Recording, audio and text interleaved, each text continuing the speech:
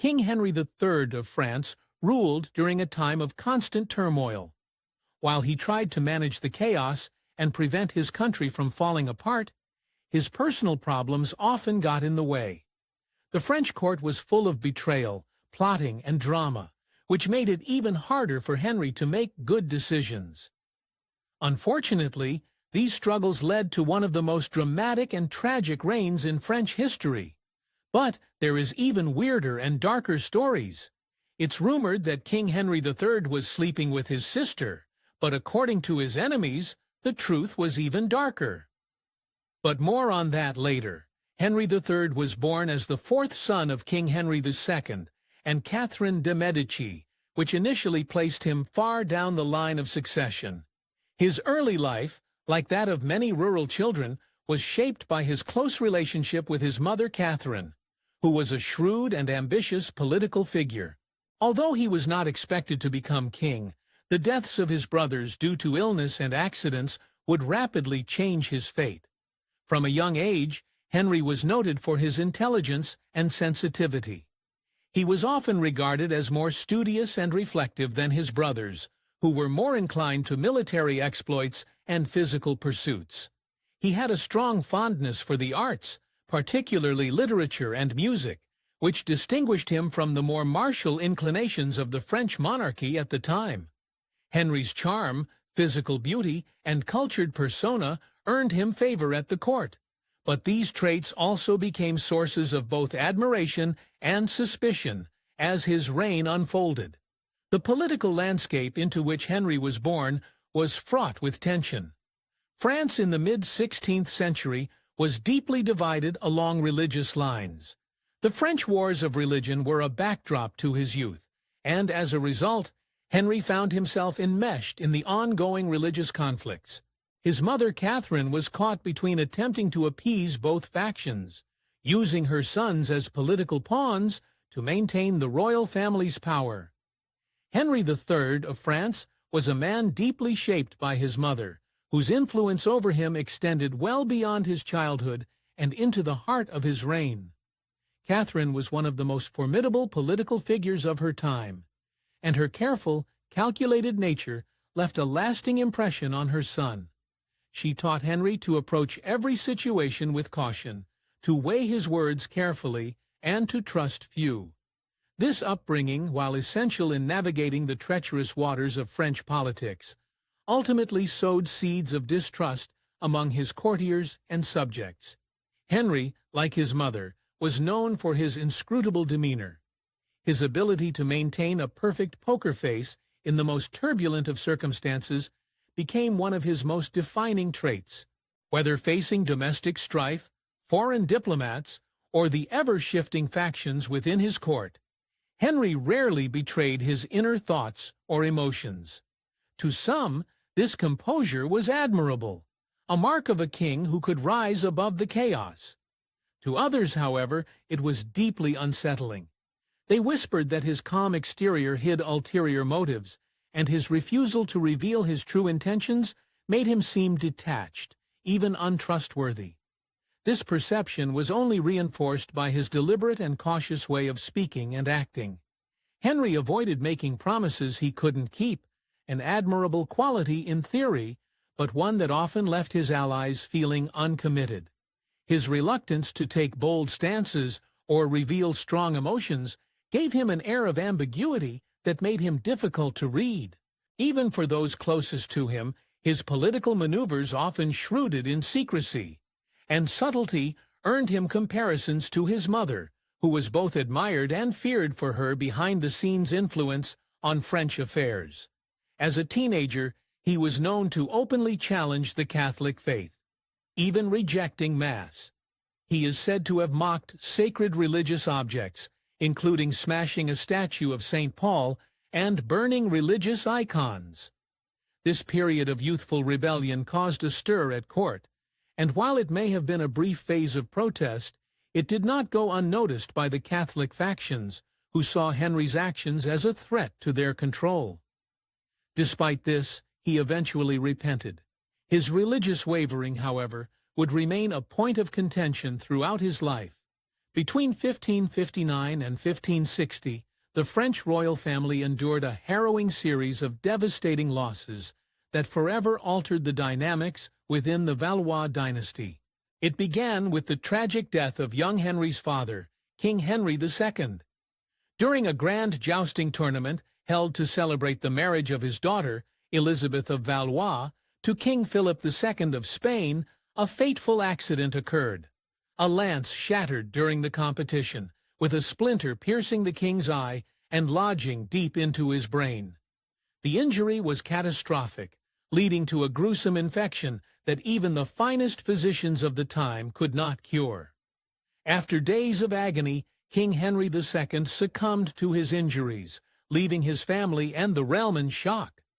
The crown passed to Henry's eldest brother, Francis II, who, at only 15 years old, was thrust into the role of a monarch. Frail and sickly from birth, Francis was ill-equipped to handle the immense responsibilities of kingship. In December 1560, Francis succumbed to tuberculosis at the tender age of 16, leaving the throne once again vacant and the royal family reeling from yet another profound loss. As the family mourned Francis' untimely death, yet another blow struck the Valois line. The next in line to inherit the crown after Francis was Louis of Valois, the fourth son of King Henry II.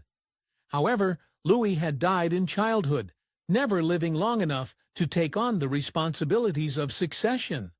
His death, though a past tragedy, now loomed large, as it left only two surviving sons to carry on the royal lineage. Suddenly, the line of succession narrowed dramatically, and young Henry found himself much closer to the throne than he had ever anticipated. With only one elder sibling remaining, his 10-year-old brother, Charles IV, Henry's chance of eventually becoming king transformed from a distant possibility into a tangible reality. Though Charles was the immediate heir and soon crowned king, his youth and fragile health cast uncertainty over the future of his reign. Outwardly, Henry presented himself as a loyal and devoted younger brother, always ready to support Charles and his duties. He said by the young king's side, maintaining an image of unity and cooperation, especially as their mother Catherine de' Medici acted as regent during Charles's minority. However, Henry's actions behind the scenes hinted at a more complex reality. He demonstrated a sharp political acumen and a growing ambition that did not go unnoticed by those in the court. Henry forged alliances, gained favor with influential nobles, and excelled in military endeavors, suddenly positioning himself as a strong, capable leader should the need arise. These developments did not escape the notice of Charles IV or their mother. Though there was no overt rivalry between the brothers, the tension was undeniable. Henry's calculated actions suggested that while he publicly honored his brother's reign, he was quietly preparing for the day when the crown might fall to him. For Henry, the tragedies that befell his family were not just a series of personal losses, but also the turning point that thrust him into the shadow of the throne, with all the complexities and rivalries that entailed. In 1574, after Charles' untimely death, Henry became the King of France.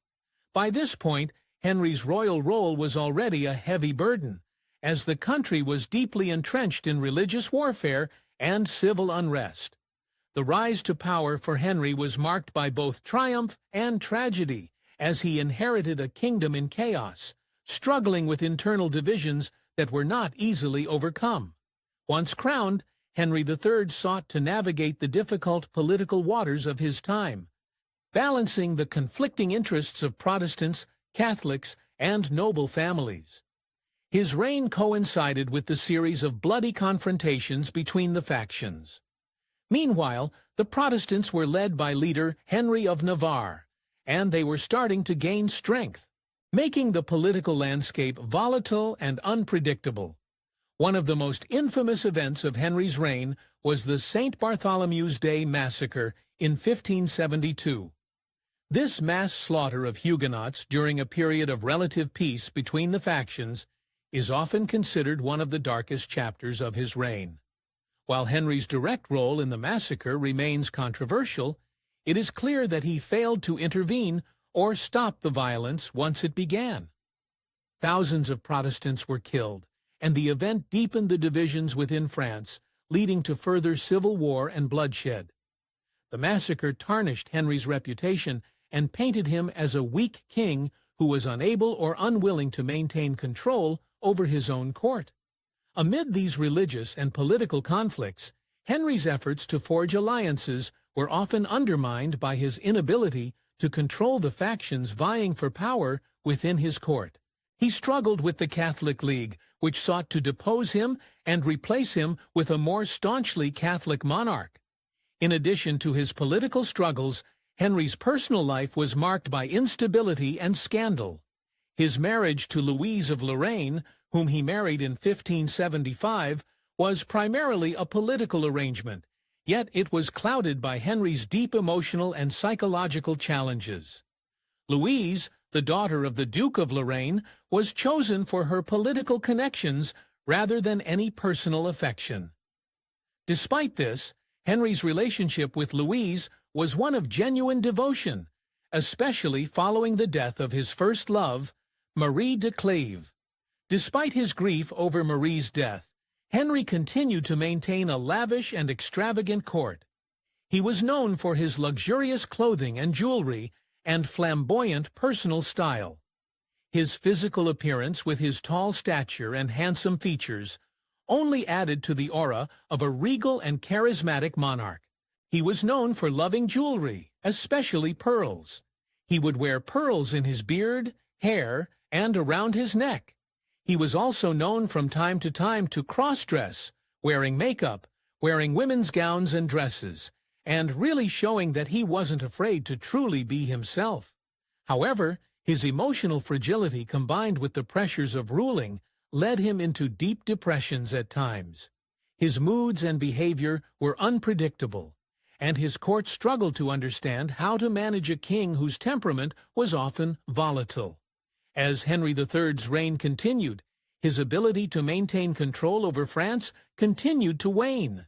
In 1584, the death of his cousin, the Duke of Anjou, led to Henry's need to seek an alliance with Henry of Navarre. The leader of the Huguenots, and the conflict between the two men escalated into open warfare. In 1589, Henry III's reign came to a tragic and abrupt end when he was assassinated by a Catholic fanatic named Jacques Clément. The monk, who was a member of the radical Catholic faction, saw Henry as a traitor to the Catholic cause. His death was a turning point in French history, as it marked the end of the Valois dynasty and the beginning of the Bourbon era. Henry's death allowed Henry of Navarre, now Henry IV, to ascend to the throne, ultimately ending the wars of religion and ushering in a new era of relative stability for France.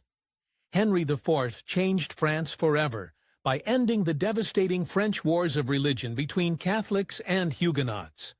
As the first Bourbon king, he converted to Catholicism to secure peace, famously declaring, "Paris is worth a mass."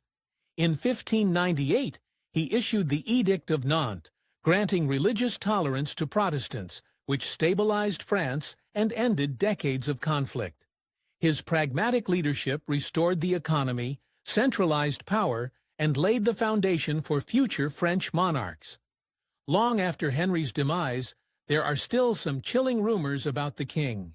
The most disturbing of all goes back to the fact that when he and his sister Margaret were children, they would sleep in the same bed.